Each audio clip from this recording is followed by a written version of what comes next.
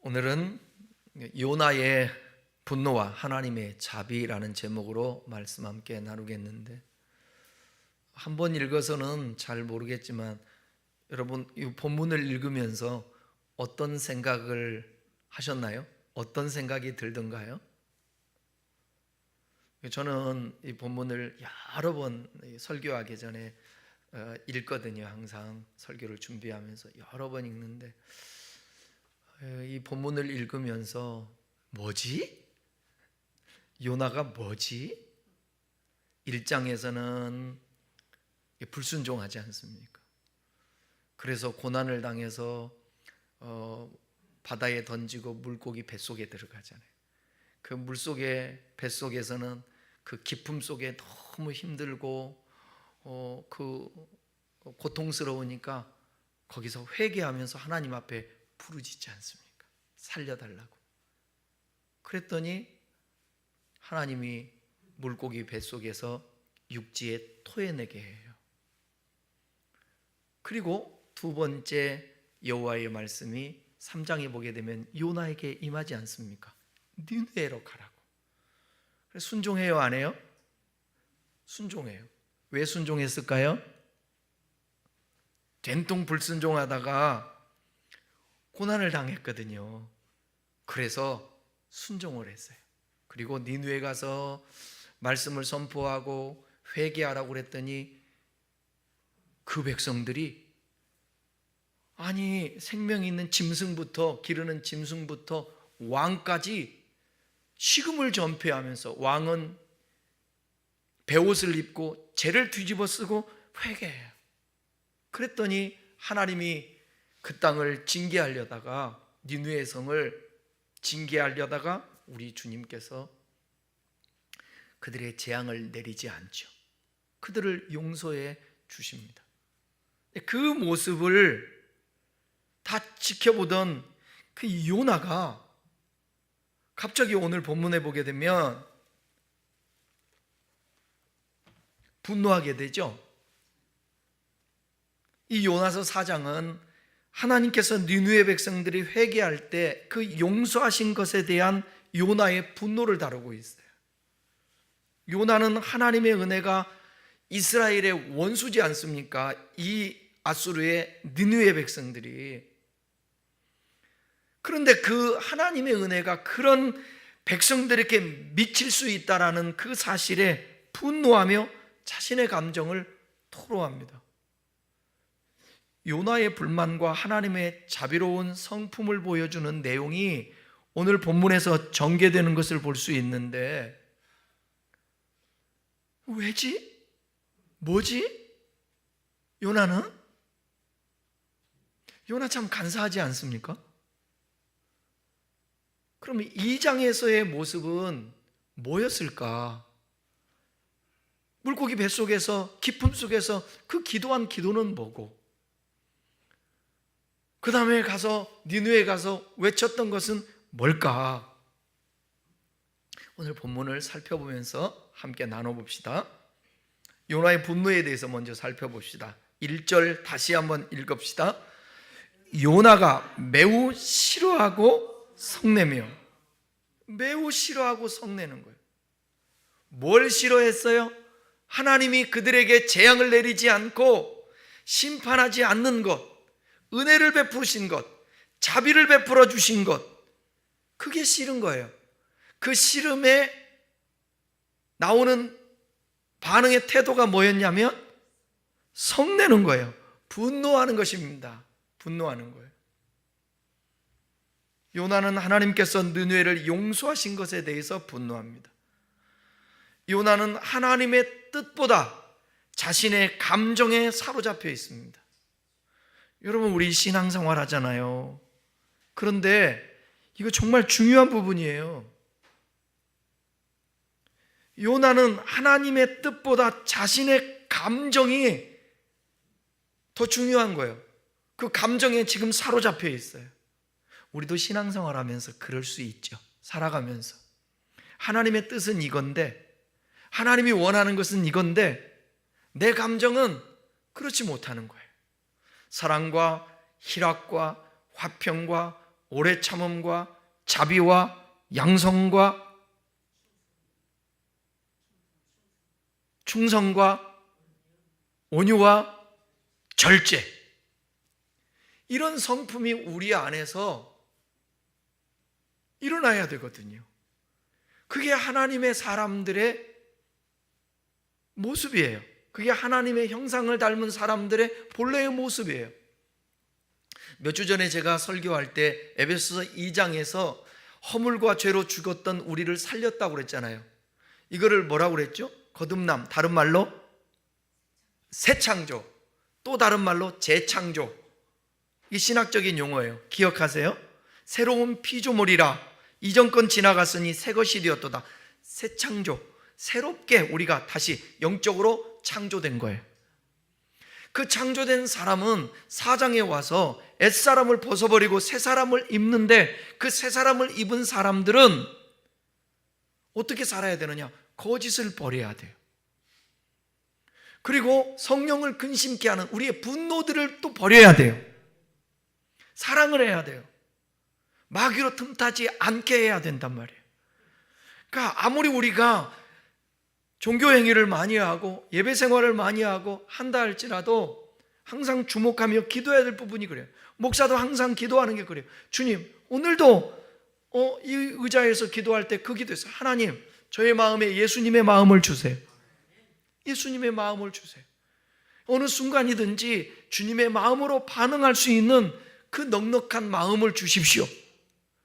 우리의 마음이 그래야 되는 거죠. 그렇게 만들어져 가는 거예요. 세워져 가는 거예요. 우리가 장성의 분량까지 자라가는 거죠.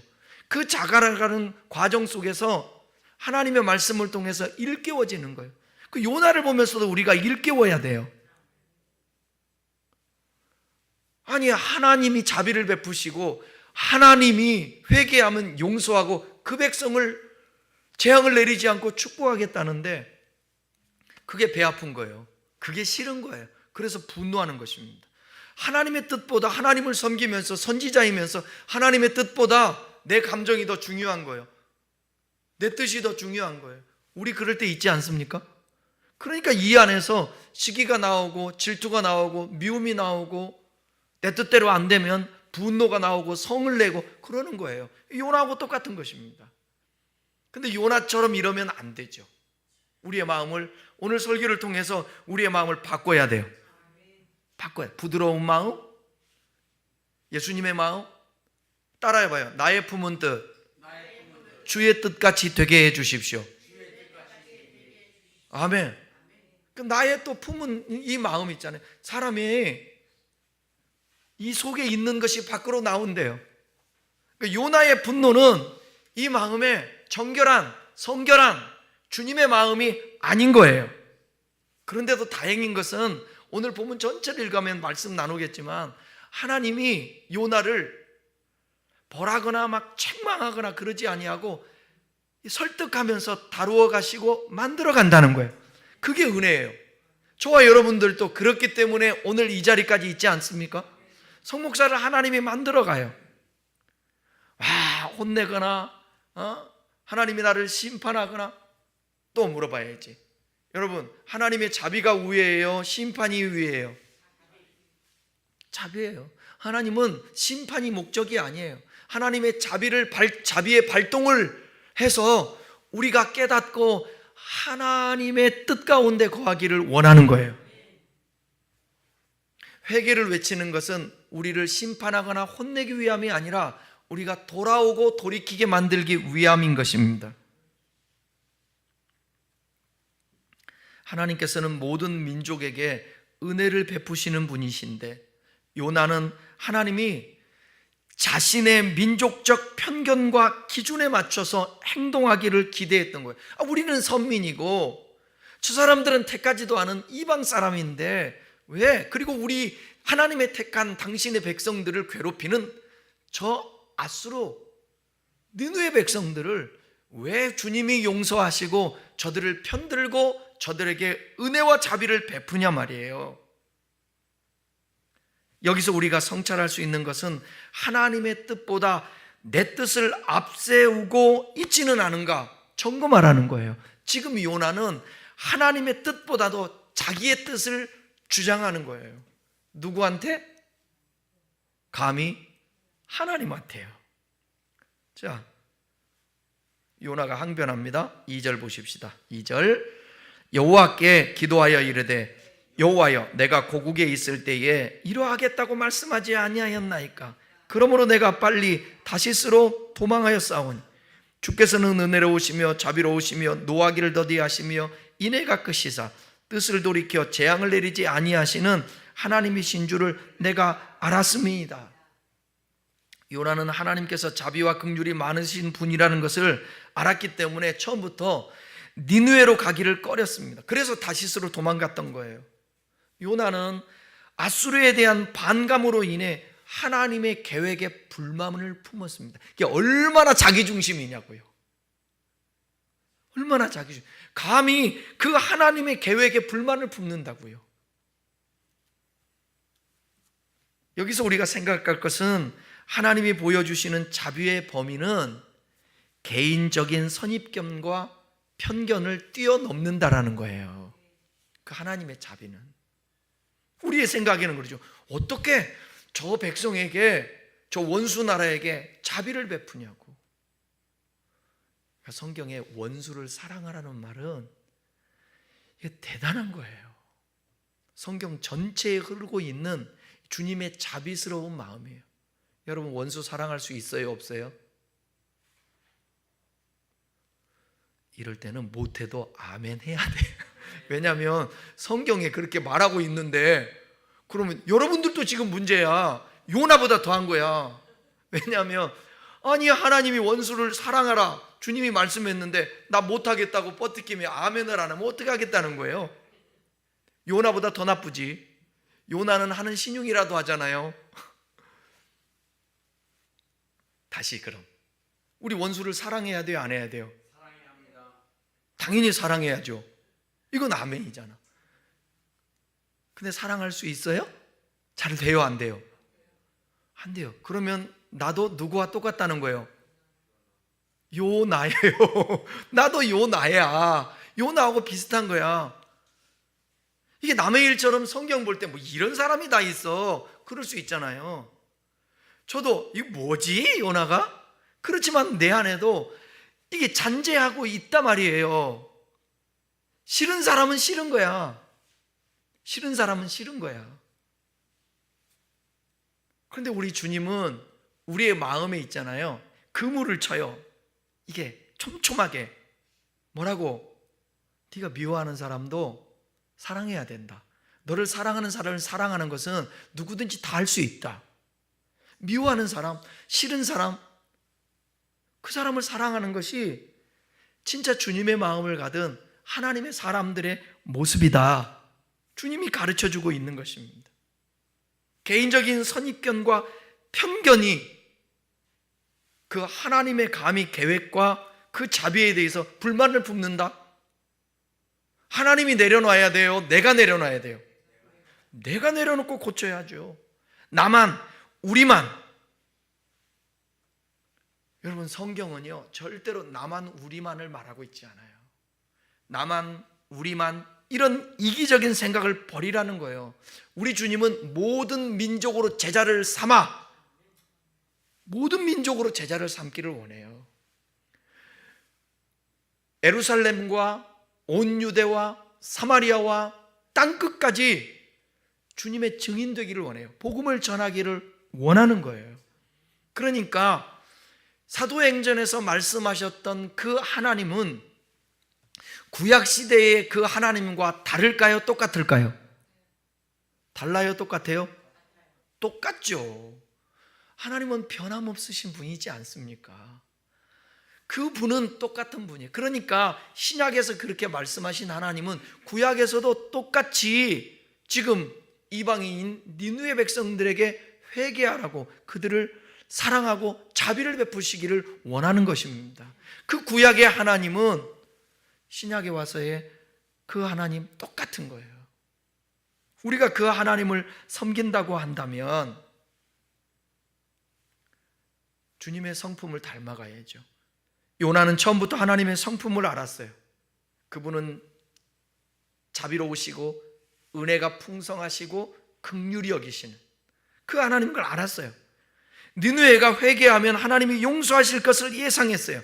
근데 요나는 이를 받아들이지 못하고 원망을 합니다. 하나님의 자비에 대한 분노입니다. 근데 우리가 곱씹어 보고요, 묵상해 보면 우리들도 그럴 수 있다라는 거예요. 하나님의 자비와 그 사랑에 오히려 분노한다고요. 저 인간을 용서해? 우리 주님이? 그럴 수 있어요. 그러니까 주님이 원수를 사랑하라는 것은 참 힘들지만 그만큼 우리의 힘으로 안 되니까 주님께 기도하고, 내가 하나님 앞에서 꼭 로마서 5장에서 그랬잖아요. 우리가 원래는 하나님 앞에 원수였다고. 우리가 원수였다고. 근데 하나님의 그 크신 사랑으로 말미암아 우리가 하나님의 자녀가 되고 구원받게 된 거죠. 그렇다면 그 은혜를 생각하며 원수를 사랑하는 마음이 있어야 돼요? 당연하죠.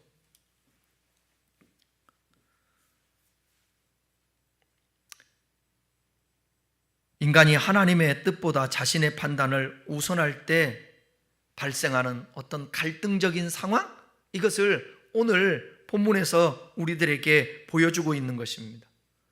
요나서 2장에서 요나의 회개는 깊은 바다에서의 고난을 모면하고자 하는 어쩌면 얄팍한 회개였지 않았을까, 그런 생각이 들어요. 요나는 분노에 못 견디면서도 죽기를 구합니다. 너무 분노가 치미니까, 너무 화가 나니까 차라리 죽여달래요. 물고기 뱃속에서는 살려달라고 부르짖으며 회개했는데 이제 자신의 분노에 생명을 거두어 달라고 하는 것입니다. 3절을 보십시다. 3절, 요나가 절망을 합니다. 3절, 여호와여 원하건대 이제 내 생명을 거두어 가소서. 사는 것보다 죽는 것이 내게 나음이니이다 하니. 요나는 자신의 분노와 좌절을 극단적으로 표현합니다. 여기서 요나는 하나님의 뜻을 이해하려는 자세보다는 자신의 감정에 휘둘리고 있어요. 한번 여기서 우리 한번 생각해보고 한번 나눠볼까요? 여러분, 지금 나의 생명을 거두소서, 사는 것보다 죽는 것이 내게 나음입니다 이러잖아요. 근데 실제로 진짜 그래? 너 다시 물고기 뱃속에 들어갈래 하고 끌고 바다로 가면 그때는 어떻게 할까요? 요나가 그래, 죽이려면 죽여 하나님, 그럴까요? 아니면 아이고 또 살려달라고 그럴까요? 또 살려달라고 그러지 않을까? 그러니까 그런 마음을 우리 주님이 아셔요. 아직 미숙해서 성숙하지 못해서 본능적으로 이 속에서 나오는 그 감정에 휘둘리는 요나를 아세요. 우리가 감정에 압도될 때에도 하나님께 마음을 쏟고 기도하는 자세가 필요합니다. 여러분, 그래서 우리의 마음에 막 분노가 있고 근심, 걱정이 일어나고 여기서 끝장내버리고 싶고 절망스러울 때, 그때가 중요한 게 뭔지 아세요? 하나님을 부르라는 거예요. 하나님, 제 마음 좀 주장해 주십시오. 다 같이요. 하나님, 제 마음을 주장해 주십시오. 저 좀 붙들어 주세요. 제 안에 성령님 부어주세요. 내 마음을 괴롭히는 악한 영이 떠나가게 해주십시오 하면서 부르짖고 하나님 앞에 기도해야 돼요. 내 감정에 휘둘리면 안 된다고요. 감정에 압도되면 안 돼요. 그러니까 그런 상황에 있는 요나에게 우리 하나님이 질문을 해요. 4절 보십시다. 자, 4절, 여호와께서 이르시되 내가 성내는 것이 옳으냐 하시니라. 이 말은 무슨 말이에요? 성내는 게 옳다라는 게 옳지 않다라는 거예요. 너 왜 성내냐? 그러는 거예요.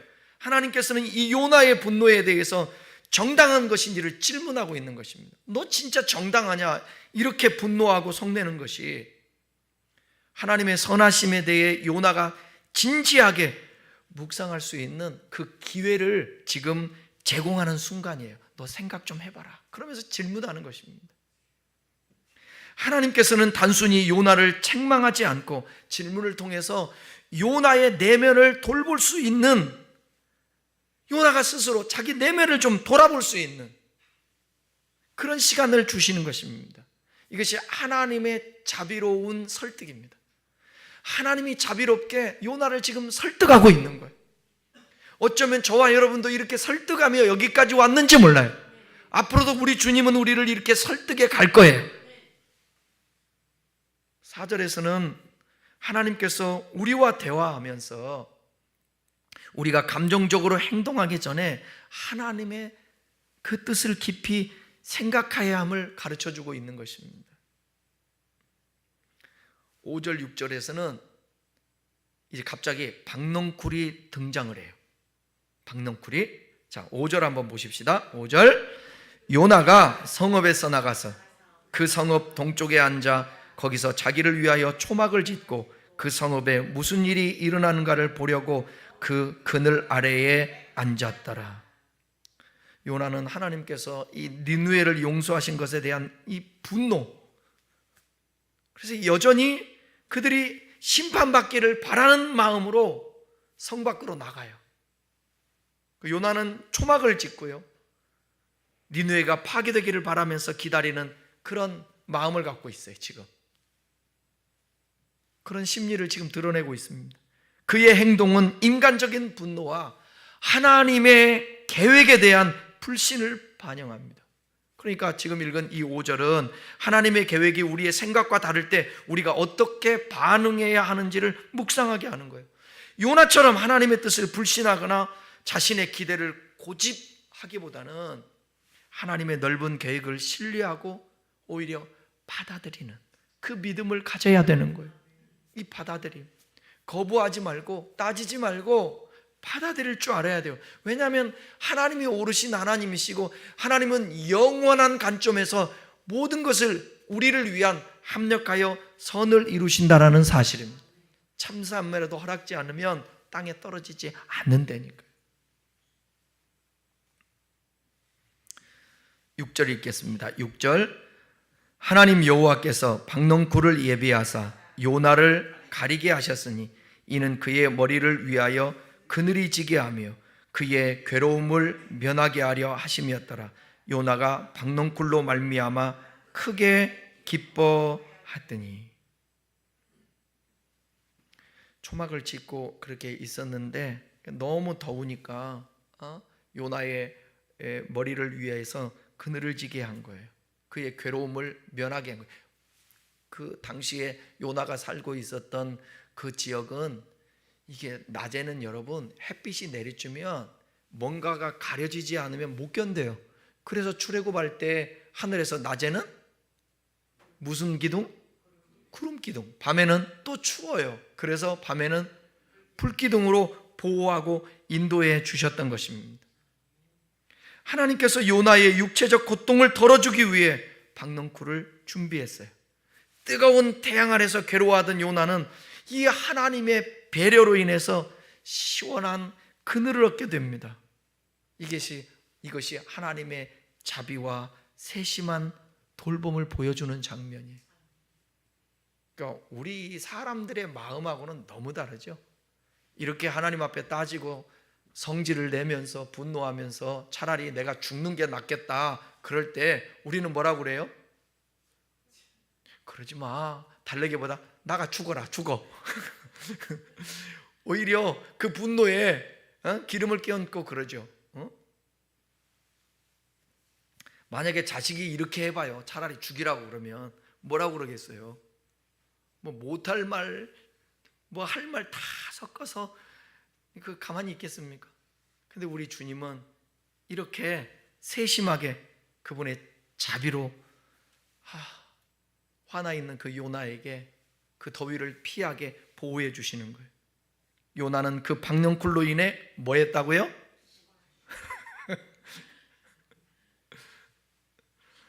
요나는 그 박넝쿨로 인해 기쁜 거예요. 막 기쁜 거예요. 얼마나 자기중심적이에요. 네? 재앙을 당해서 심판을 받으려다가 살아난 사람들을 보고는 분노나서 차라리 나를 죽여달라고 하는데, 자기가 더운데 그거 넝쿨 하나 생기니까 너무 기뻐하는 거예요. 요나가 단순히 자신의 육체적 안락함에 집중하고 하나님의 큰 계획이나 의도에는 무관심한 거예요. 그런 상태를 보여줘요. 얼마나 참 자기중심적이냐고요. 그의 기쁨은 일시적입니다. 자기중심적인 감정에서 비롯된 것이 하나님께서는 혼내시기보다 이렇게 설득해 가시는 것을 볼 수 있어요. 그런데 박넝쿨이 소멸합니다. 박넝쿨이 소멸해요. 그런데 또 다시 시험이 와요. 자, 7절 8절 읽겠습니다. 하나님이 벌레를 예비하사 이튿날 새벽에 그 박넝쿨을 갉아먹게 하심에 시드니라.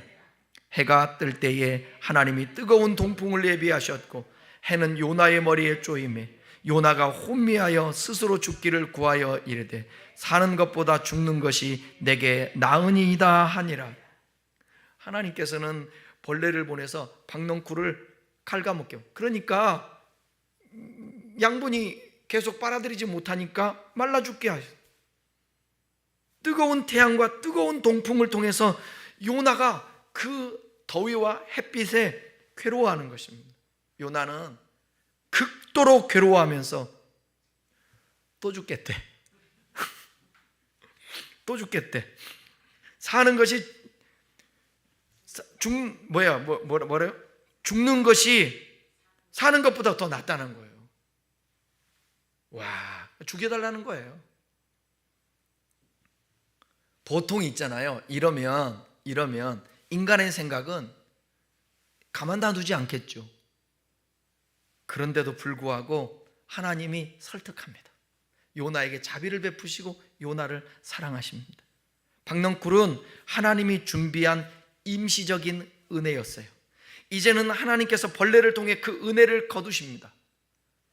요나가 자신의 편안함에만 집착하고 하나님의 그 자비에, 큰 사랑의 그 계획에는 전혀 관심을 가지지 못하고 그렇게 하는 그 태도를 드러내는 거예요, 지금. 우리 하나님은 뜨거운 동풍과 태양을 통해 요나를 더욱 고통스럽게 하십니다. 계속 옥죄어 가죠. 이렇게 다루시는 거예요. 그것은 요나는 단순히 벌 주려고 하는 것이 아니라, 여기 중요한 말이에요. 하나님은 요나를 벌 주려고 하는 것이 아니라 요나를 깨닫게 하고자 하시는 의도가 있었다는 거예요. 그러니까 우리의 고통은 하나님의 섭리가 있죠. 그 고통을 통해서 여러분 성장해야 되고요. 그 고통을 통해서 하나님의 은혜를 깨달아야 되고요. 그 고통을 통해서 주님은 얼마나 고통스러웠을까? 얼마나 힘드셨을까? 그러한 생각, 그러한 묵상을 해야 되는 거죠.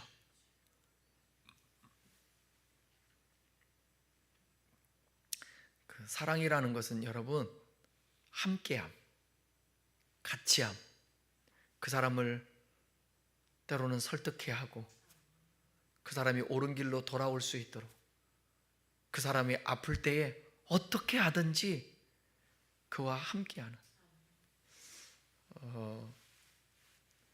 그 함께 제가 교제하는 이제 우리 큰형뻘 되는, 큰형보다 한 살 더 먹은 목사님이랑 벌써 한 이게 25년 넘게 이제 교제를 하고, 교단이 다르지만 이 지역에서, 그런데 이분이 눈물을 잘 흘리는 분이 아닌데 같이 얘기하다가 갑자기 이게 눈물을 흘리는 거예요. 울먹이면서.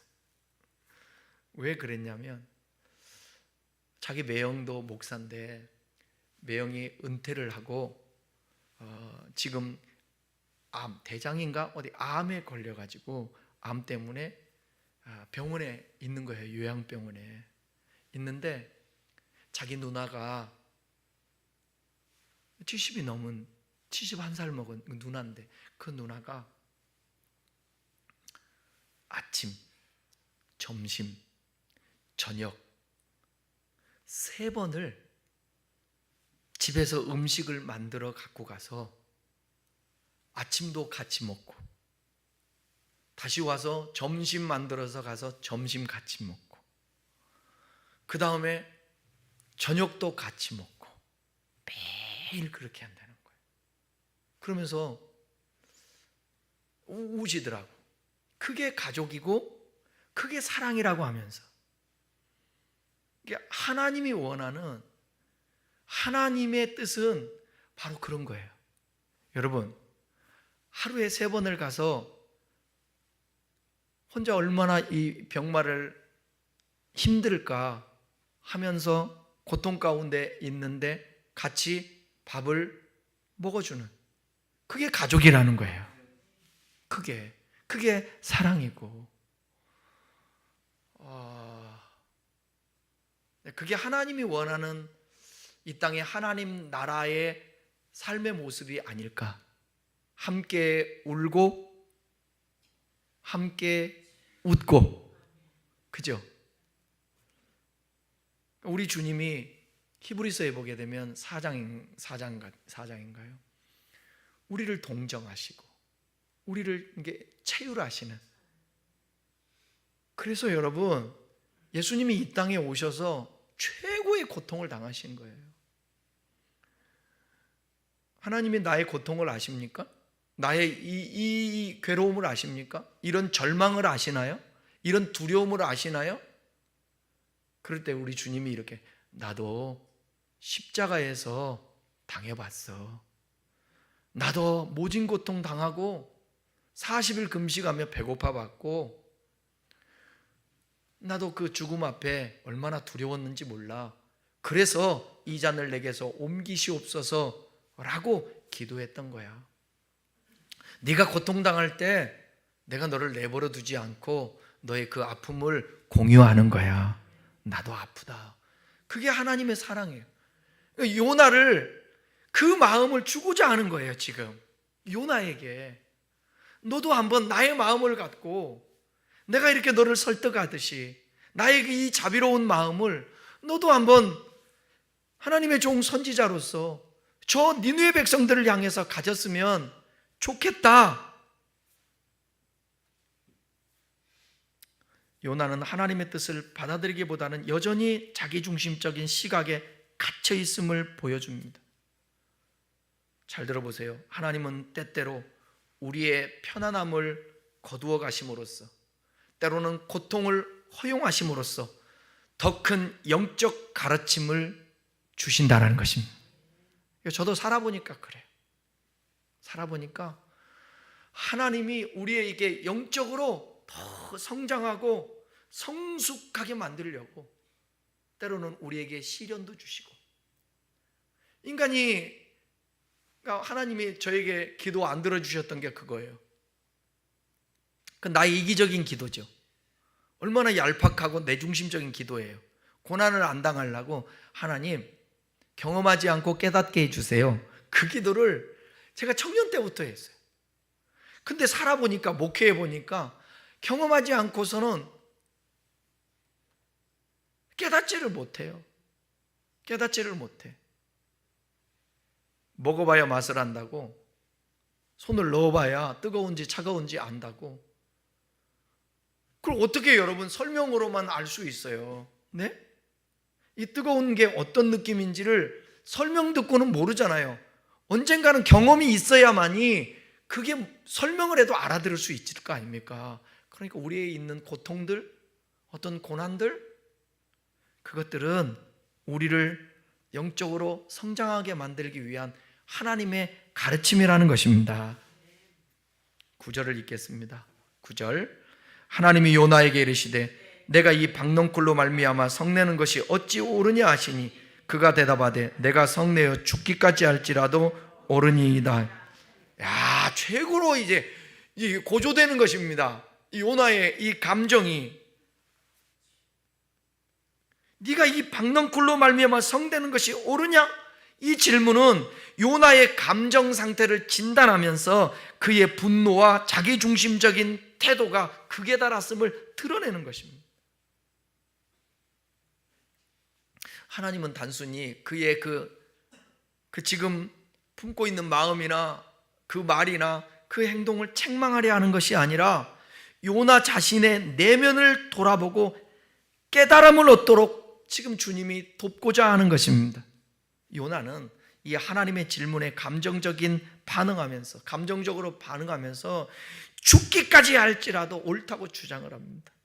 이것은 요나의 분노와 좌절이 얼마나 깊은지를 보여주고 있는 거예요. 지금 주님의 마음이라든지 이 안에 긍휼, 사랑, 자비, 온유 이런 거는 아예 없어요. 없어. 그리고 이 속에 악한 그 마음만이 가득 찬 겁니다. 하나님은 이 대화를 통해 요나에게 중요한 교훈을 준비하고 계십니다.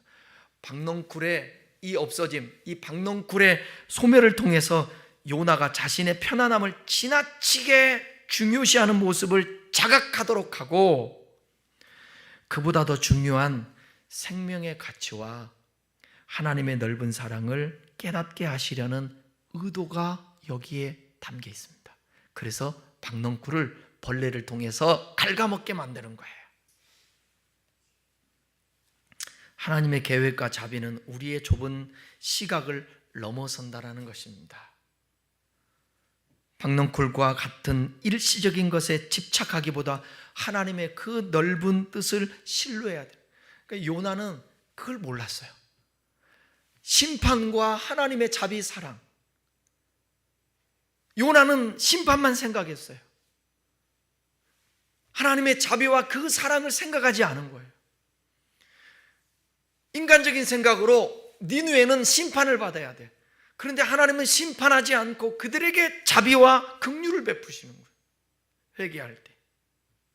여기서 요나와 하나님과의 이게 차이가 있는 것입니다. 우리도 그럴 수 있어요. 그러니까 성경을 많이 보고 묵상을 하고 생각을 해야 돼요. 질문을 하고 하나님 앞에. 제가 늘 얘기하지만 주일날만 한번 땡하고 그냥 예배드리고, 주님 예배드렸습니다. 예배드렸습니다. 감사합니다. 여기 계세요?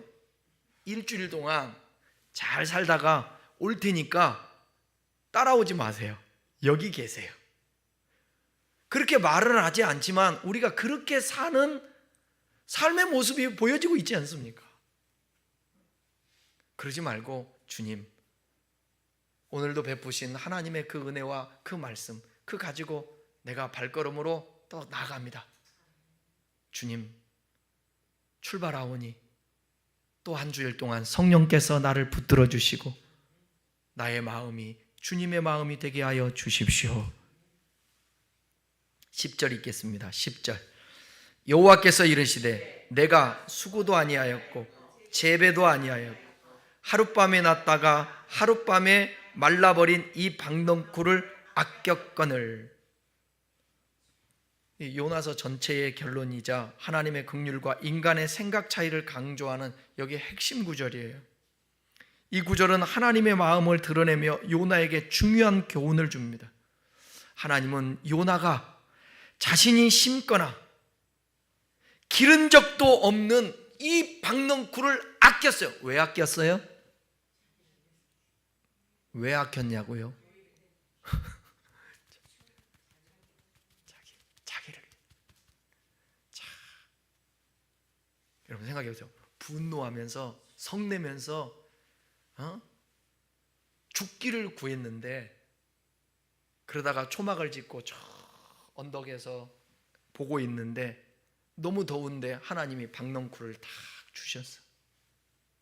우리 주님이 속으로 그렇게 주실 때는 언제고 또 거둬갈 때는 또 언제야. 오만 생각이 많이 있었을 거예요. 자기가 심었어요? 하나님이 심었잖아요. 하나님이 주신 거 아니겠습니까? 그런데 자기가 기른 적도 없는 자기 유익을 위해서 그 있는 박넝쿨을 얼마나 아꼈는지 몰라요. 단순히 그늘 아래서 느꼈던 편안함 때문에 박넝쿨을 소중하게 여겼습니다. 하나님은 이 작은 박넝쿨을 통해서 요나의 자기중심적인 이 시각을 드러내는 거예요. 인간이 얼마나 쉽게 일시적인 것에 집착할 수 있느냐를 보여주는 거예요. 그러니까 뭐냐면 네 중심적으로 세상을 보지 말고 간사하지 말라는 거예요. 좀 우직하니, 오늘 우리 집사람이 저한테 그러더라고요. 참 당신은 대단한 것 같아. 당신은 어떤 상황에서도 항상 흔들리지 않고 항상 그 모습 같아. 왜 난들 안 그러겠어? 그 흔들릴 때 제가 누구에게 그 흔들림을 기댈까요? 주님께 기대는 거지. 나의 속상함을 누구한테 아랠까요? 내 안에 답답함과 내 안에 절망과 내 안에 일어나는 여러 가지 이 마음들을, 그거를 지키려고, 무릇 지킬 만한 것보다 내 마음을 지키라, 생명의 근원이 이에서 난다고. 그 말씀을 아는 한 그 말씀대로 내 마음을 지켜야 될 거 아닙니까? 근데 안 지켜지니 어떻게 해야 돼요? 주 예수님 내 마음에 오사, 주님 내 마음에 오사, 날 지켜달라고 꿇을 수밖에 더 있겠어요? 그래서 차 안에서도 기도하고, 교회 와서도 기도하고, 화초 물 주면서도 기도하고, 그냥 주님 기도하는 거예요. 순간순간. 그리고 이거는 하나님 앞에 깊이 기도해야 되겠다. 그럴 때는 깊이 기도하고, 그래서 기도하면서. 그렇지 않으면 우리의 마음을 붙들 수가 없어요. 지극히 항상 내중심적이 되니까. 11절에서 클라이막스. 자, 11절에서 주님이 이렇게 말씀하세요. 자, 하물며 이 큰 성읍 니느웨에는 좌우를 분별하지 못하는 자가 12만며 가축도 많이 있나니 내가 어찌 아끼지 아니하겠느냐 하시니라. 하나님은 니느웨를 큰 성읍이라고 부르요. 그곳에 사는 수많은 생명을 강조해요. 좌우를 분별치 못하는 자는 뭐냐면 어린아이들이나 영적으로 미숙한 사람들을 가리켜요. 니느웨 성 전체가 하나님의 긍휼 아래에 있음을 나타냅니다. 이 말은 조국 대한민국 전체에 하나님의 긍휼이 흘러야 된다는 거예요. 아니, 지구촌 전체에 하나님의 긍휼이 흘러야 된다는 거예요. 주님의 그 마음을 어떻게 우리에게 증거했느냐? 십자가에서 증거해 주셨다는 것입니다. 그리고 또 하나님은 가축까지 언급하시면서 그의 사랑과 긍휼이 인간뿐 아니라 모든 창조물까지 확장된다는 사실을. 그러니까 제가 벌써 십몇 년 전이잖아요. 십몇 년 전에 토끼를 키우다가 사무엘 때문에 토끼 키우다가 토끼 갖다가 산에다가 버리려다가 하나님이 그 잠언서인가요? 가축들도 그 생명을 하나님이 소중히 여긴다고 그 말 듣고 못 버렸잖아요. 그래서 갖다 드렸어요. 우리 그 다른 목사님, 복지원하는 목사님. 사실인지 아닌지 모르지만 근데 나는 그렇게 소중히 해서 줬는데 이 토끼를 키웠는데 몇 마리 더 갖다가 이제 합사해가지고 같이 키웠는데 이것들이 탈출을 해가지고 목조 건물을 지은 그 목조 밑에 그 땅바닥을 파가지고 어떻게 할 수가 없어갖고 나중에 했다는데 너무 괴롭히니까 땅을 파고 그래서 못 잡으니까요. 그러니까 우리 주님은 여러분 생명까지도 그러니까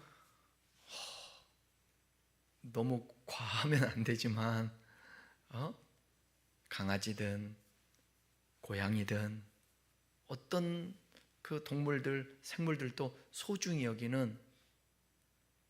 어쩔 때 제가 거의 다 아사 상태로 죽어가는 그 화초 있잖아요. 얘는 못 살아.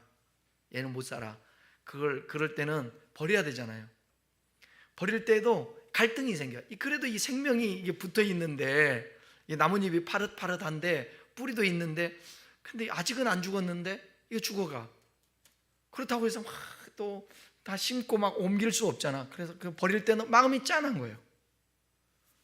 여러분, 모든 생명은, 창조물은 하나님께서 사랑하시고 긍휼히 베푸시고 주관한다는 사실입니다. 하나님은 요나에게 니느웨 성의 생명에 대한 가치와 하나님의 사랑을 깨닫도록 하십니다. 자기 것은, 여러분, 자기 것은 가방 하나도 아까운 거예요. 이거 옷 하나도 아깝고 신발 하나도 아깝고, 내 것은 너무너무 아깝고 소중한 거예요. 그런데 사람이 죽어가고 생명이고, 그럼 나하고 아무런 상관이 없어요. 내 것이 더 소중하지. 그러니까 내 거 얻으려고, 나 채우려고, 내 호주머니 채우려고 사람을 죽이는 거예요. 사고를 내고 거짓말을 하고 나라를 어렵게 만들고 공동체를 어렵게 만들고 그러는 거예요. 우리의 마음의 성숙한 마음은 항상 내 마음보다도 주님이 원하는 것과 이타적인 마음을 갖는 것이 이 세상이 하나님 나라가 되는 지름길인 것입니다. 요나의 마음속에는 편견과 개인적인 욕심이 자리 잡고 있었어요. 하나님은 그 모든 마음을 바꾸기를 원하셨어요. 주님의 마음을 심어주기를 원하셨어요. 요나에게. 이게 요나의 분노를 다스리시는 하나님의 그 자비함입니다. 말씀을 마치겠습니다. 하나님은 인간의 기준을 초월하는 자비를 베푸십니다. 그의 사랑은 특정 민족이나 행위에 제한되지 않고 모든 생명에게 미치는 거예요. 요나의 반응은 우리의 겉모습과 같을 수 있습니다. 우리는 종종 요나처럼 하나님의 뜻을 이해하지 못하고 자신의 편협한 시각을 고집하며 살아갈 때가 있습니다. 그리고 내 것, 우리 것만 찾을 때가 많이 있습니다. 남이야 어쨌든, 나라가 어쨌든, 공동체가 어쨌든 상관없다는 거죠. 박눈컬과 이 니느웨의 생명을 비교하면서 하나님은 무엇이 정말로 중요한지를 우리에게 보여줍니다. 우리는 일시적인 것보다 영원한 하나님의 뜻을 추구하며 살아야 합니다. 우리의 분노를 하나님의 자비의 마음으로 바꾸어 가시는 그 주님을 신뢰하면서 오늘도 한 발자국 한 발자국 주님의 마음을 품는 대로 전진할 수 있기를 주님의 이름으로 축원합니다. 기도하겠습니다.